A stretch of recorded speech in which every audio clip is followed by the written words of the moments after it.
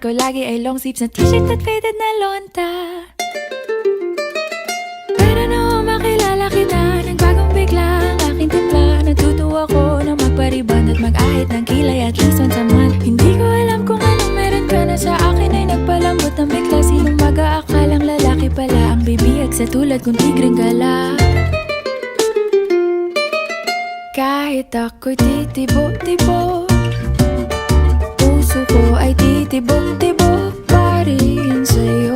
Isang halik mo lamang at ako ay tinatablan, at ang aking pagkababae ay nabubuhayan na para bang bulaklak na namumukadkad. Dahil alaga mo sa dilig at katamtamang sikat ng araw-araw mong pag-ibig sa aking buhay.